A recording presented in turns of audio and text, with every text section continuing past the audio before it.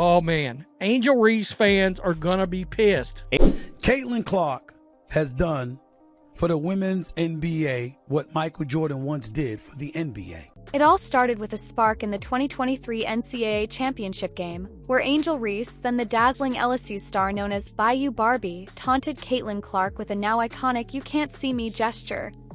The moment went viral, cementing Reese's status as a social media sensation and a marketing juggernaut. Brands like Reebok, Beats by Dre, and Tampax flocked to her, drawn to her swagger, her lashes, and her unapologetic charisma. Reese was more than a player. She was a cultural force, blending athletic prowess with a larger-than-life persona. Meanwhile, Clark, the sharpshooting Iowa phenom, was carving her own path, rewriting record books with her long-range bombs and playmaking genius. Their rivalry, born on college courts, was electric, drawing millions of eyes to women's basketball and setting the stage for their WNBA futures. Fast forward to 2024, and both players landed in the WNBA, Clark as the #1 overall pick for the Indiana Fever, Reese as the #7 pick for the Chicago Sky. Clark's arrival was seismic. Her games drew sellout crowds, with attendance spiking 105% when she played, averaging over 15,000 fans, numbers rivaling some NBA games. Her jersey sales soared by 1,000%, and League Pass subscriptions tripled.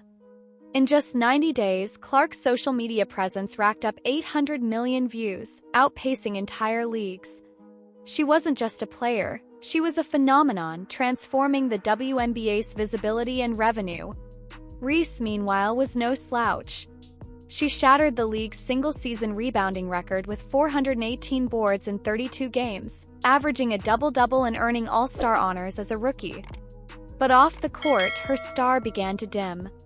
Tipping point came when Ice Cube, the rap legend turned sports mogul, made a move that reshaped the narrative. In a stunning offer, he dangled $5 million to lure Clark to his Big Three league, a statement that screamed she was the future of basketball. The deal wasn't just about money, it was a coronation. Cube saw Clark as the player who could sell out arenas, move merchandise, and attract corporate dollars hand over fist. Her marketability was undeniable. Nike locked her into an 8-year, $28 million contract with a signature shoe, while Gatorade, Wilson, and State Farm piled on with lucrative endorsements. Clark's net worth soared to $5 million, dwarfing Reese's estimated $2 million. She wasn't just playing basketball, she was redefining how women's sports could be sold. Reese, however, faced a different reality. Her college stardom didn't translate as seamlessly to the pros. While her on-court stats were stellar, her off-court persona, built on viral taunts and social media flair, began to overshadow her game. Sponsors, once eager to align with her energy, started pulling back. Reebok stayed loyal, promising a signature shoe by 2026, but other deals, with Hershey's, Cash App, and more, dried up. The narrative shifted. Reese was volatile, unpredictable, a gamble. Her outspokenness, once celebrated, now drew criticism. When TMZ Sports caught Ice Cube at LAX and asked if Reese would get a similar $5 million offer, his response was ice cold.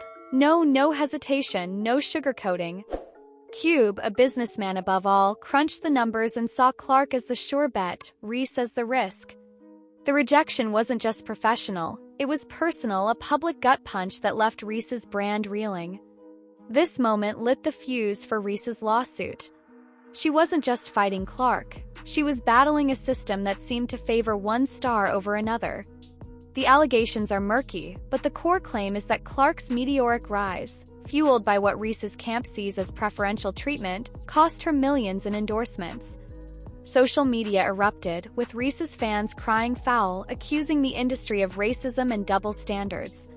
They pointed to Clark's taunts, like her fiery on-court demeanor, being praised as competitive spirit, while Reese's similar antics were labeled drama. The optics stung. Clark, a white player, was the media's darling, while Reese, a black player, was sidelined. To her supporters, this was bigger than basketball, it was about who gets to be marketable and why. The lawsuit digs into deeper wounds. Reese's camp argues that her sponsorship losses stem from an unfair narrative shift, one that Clark benefited from while Reese was left to fend for herself. The numbers tell a stark story. Clark's games drove unprecedented revenue, with the WNBA reporting $200 million in 2024, yet only 9.3% went to player salaries. Clark earned $76,535 as a rookie, Reese $73,439, peanuts compared to their endorsement hauls. But while Clark's off-court deals skyrocketed, Reese's dwindled, leaving her to lament on Instagram Live that her WNBA salary couldn't cover her $8,000 monthly rent. "I'm living beyond my means," she quipped, a raw admission of the gap between her talent and her bank account.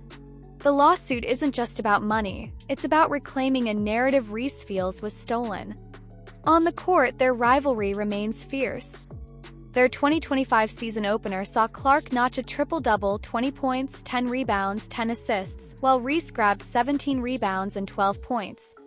But a flagrant foul by Clark on Reese sparked chaos, with allegations of racial abuse from fans prompting a WNBA investigation under its no space for hate policy. Both players downplayed the incident, but the tension was palpable. Off the court, Clark's camp stays quiet, letting her numbers, sellout crowds, record ratings do the talking. Reese, meanwhile, fights to prove her worth, not just as a player but as a brand.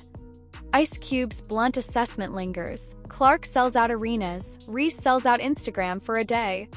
In corporate America, that's the only stat that matters. This lawsuit is more than a legal skirmish. It's a mirror reflecting the complexities of fame, race, and commerce in women's sports. Clark, backed by undeniable metrics, represents the future, a business-savvy superstar who moves the needle. Reese, with her raw talent and polarizing persona, fights to prove she's more than a fleeting viral moment. Courtroom will decide who owns the narrative, but the court of public opinion is already divided. As the WNBA rides a wave of unprecedented growth, this saga asks, who gets to shine and at what cost?